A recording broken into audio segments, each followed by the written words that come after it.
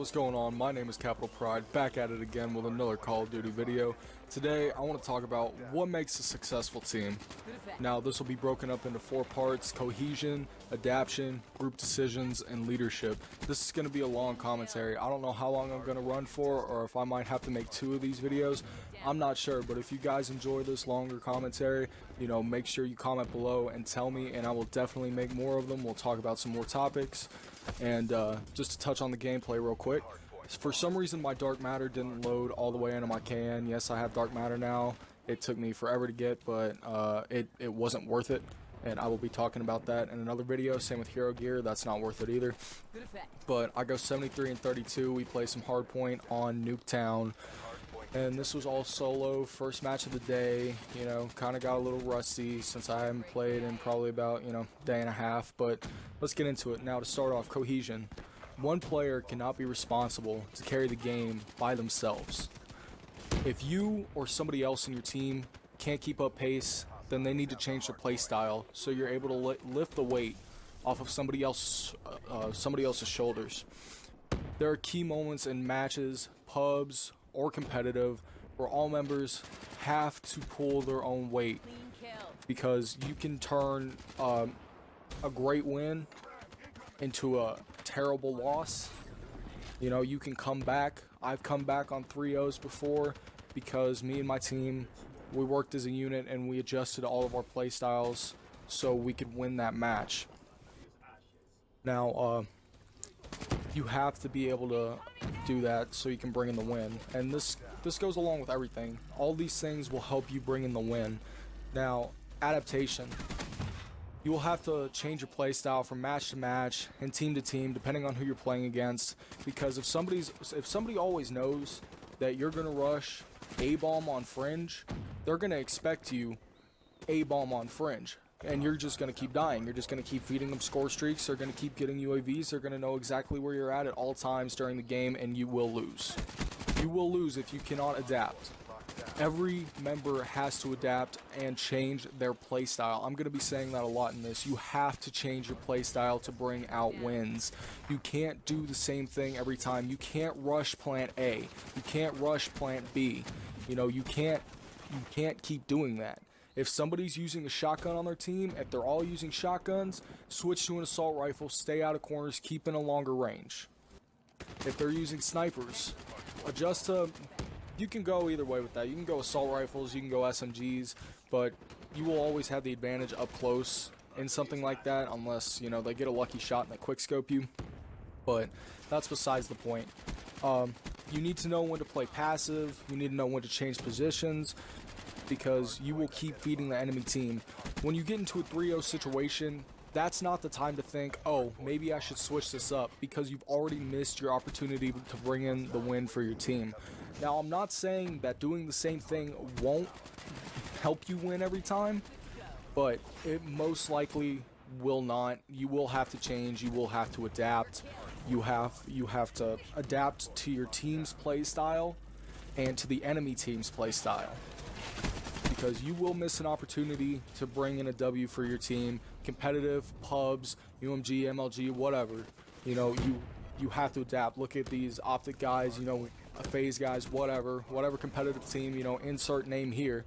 They all adapt to each other's play style and whoever they're playing against, because they know if they don't, they are going to lose. And they're going to look like shit, because they're just going to look like normal pub players that don't know how to adjust.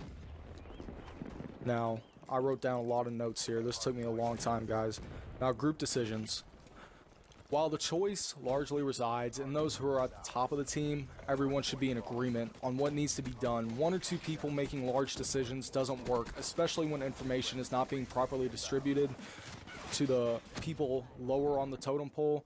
If you're a leader and you want to change something, at least let your members know to make sure what you're thinking is doing best for the whole team and not just a few people, because the majority outweighs the few. You always have to keep on the lookout of the majority. Just because you make a decision and you feel that it's right doesn't mean that it's the right decision. I'm guilty of this. I do it all the time. I think just because this works for me, it's going to work for everybody, and it doesn't. The world doesn't revolve around you. You are not a special snowflake. As much as I as I hate to say that, because, you know, everybody wants to feel like they're a special snowflake. You're not. You have to think about the majority. You have to think about your team. You have to think about your team, because if you don't, you will lose. You will lose. You won't be a team. You'll just be some kids that are together. That's it. You all have the same name. That's it. And in most cases, you probably won't even have the same name. But that's besides the point. Now, leadership. When it comes to this topic, it could be an extremely slippery slope. Don't take me wrong here. This isn't directed towards anybody. I know people are going to think that this is directed towards them, and it's not. Trust me, it's not. I can give a shit less what you think. But, you know, you have to make sure you're doing your part as leader to help everybody out. If somebody's struggling, you need to help them. You need to give them tips. You need to give them pointers. You need to tell them, you know, and you can't think of strategies by yourself. That doesn't work. Everybody has to be able to execute your plan accordingly so you can bring home the win. Because if they can't, you're going to lose. You're going to suffer. Your win-loss is going to suffer. Your chances, everything, your opportunities, that's gone. It's done. You know, that's it. As a group leader, as a team leader, whatever you're leading, this goes for real world gaming, you know, anything that you want to do. You have to set an example, because nobody's going to trust you if you're always preaching to them that, oh, they need to do this, or oh, you need to do that, and they don't do it themselves. If you're always messing up, nobody's going to give two shits what you think. Okay? It's not do as I say, it's do as I do. Because if you do it, people are going to be more inclined to go with you and do it too. If you're telling people to do something that you're not doing, it will not work. Gaming, not gaming, whatever, it's not going to work. Now, on a gaming standpoint, you're going to lose. Because if the enemy team has a great structure, they know what's going on, everything's being communicated, everybody knows what they're doing, they're going to beat you. They're going to beat you 100% of the time because you don't know what you're doing. Now, that's basically all I've got to say. I had more to say, but I forgot to write it down. My mind was working at 100 miles an hour, and my fingers were working just as fast. It probably took me an hour to type out all this, and on my Word document it looks huge, but it only took me about 7 minutes to say all this. But anyways, now let's go talk about some Dark Matter updates, Prestige Master updates. I want to hit level 100 before this double XP weekend is over. Oh yeah, and today, today. Today is Saturday the 2nd, and double XP just went live. So that means you get double XP, you get double weapon XP, and for PS4 players, I do believe that this weekend you get to download the Awakening DLC maps and you get to play them for free so you can try them out. I personally didn't like it, but you know, you might. Now, Dark Matter took me forever. I had 3 more turrets to destroy. Now, when I made that last video, like 2 matches after that, I got it, and it wasn't worth it at all. I sat there and looked at it and realized that I don't even really like it because I've been seeing it so much. It's not hard to get. You just have to put time into it to get it.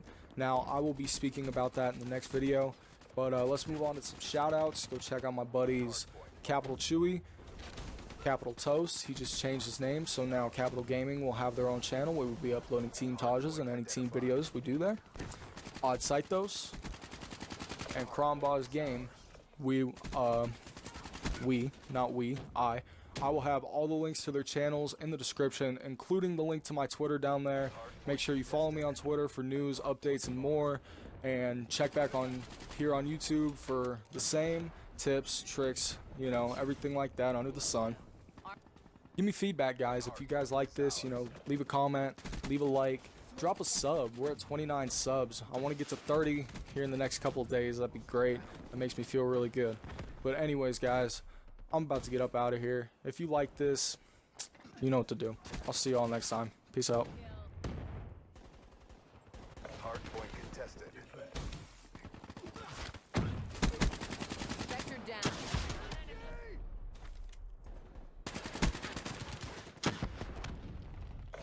Hardpoint contested. Friendly UAV inbound.